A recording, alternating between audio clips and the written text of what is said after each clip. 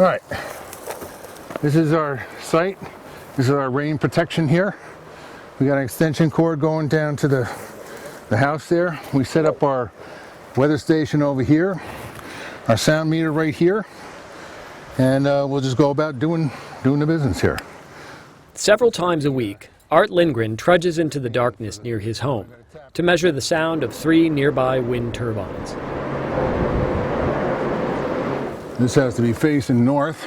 Mr. Lindgren and his wife Cheryl live on the island of Vinalhaven, off the coast of Maine. The turbines were built by the Fox Islands Electric Cooperative, which is largely owned and funded by the 1,300 or so full and part-time residents here. We took a vote, and the vote turned out to be about, I think the results were about 384 to 4 in favor of building the project. The turbines began running last November.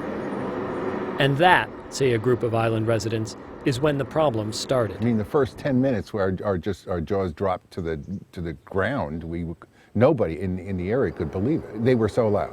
They wake us up at night. They're hard to go to sleep too. Since then, the turbines have become the center of a bitter controversy that has rattled this island community and raised questions about the social costs of renewable sources of energy like wind.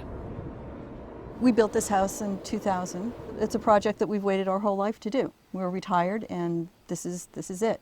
We're definitely the victims in this case, in that we just happen to live near the turbines. David and Sally Wiley bought property here in 1992. Their home is about a half-mile from where the turbines spin.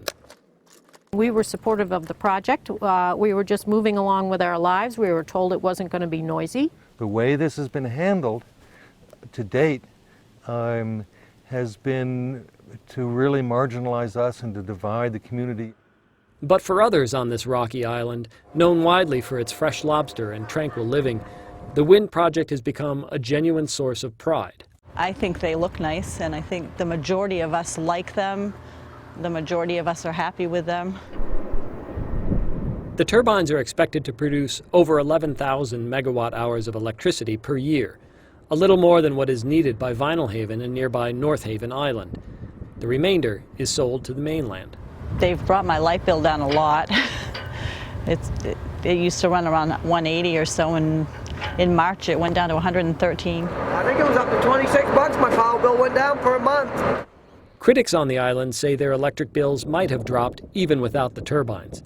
But the controversy here is emblematic of the challenges that the wind industry increasingly faces as turbines are built nearby where people live. In some cases, sound is a problem. In others, the impact is visual. Some environmentalists also say turbines can have an impact on wildlife. And here, like elsewhere, people have different opinions about the inherent trade-offs. You go home on my back porch, it ain't no worse than that sea rolling every day. That sea going... I mean, what makes a difference if it's going like that all day long, or if it's just them things going... shoom, shoom, shoom. The cooperative says that islanders were informed of the potential for noise, which they said would not exceed the state's nighttime limit of 45 decibels. We had a lot of discussions about what the sound would be like. I think we did an extremely thorough job in educating people as to what this project was going to be like. If you manage to stay the night out here and you are lucky enough to be woken up by these things at 2 in the morning, you'll hear exactly what we're talking about. This is the audio recorder. But Mr. Lindgren, who has been taking his own measurements, says the turbines regularly exceed the legal limit. I would say there is about as close as we're going to get tonight. It's 47.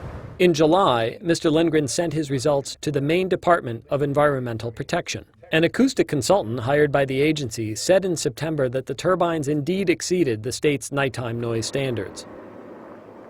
The operators of the wind farm are contesting those results, but they say they will abide by the final ruling.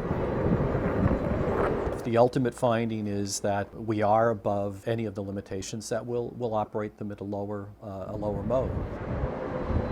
It's not greenhouse gases and save the world and global warming. That's not what we're dealing with here. Part of your plan has to be, well, what are we going to do with the people that it ruins their lives?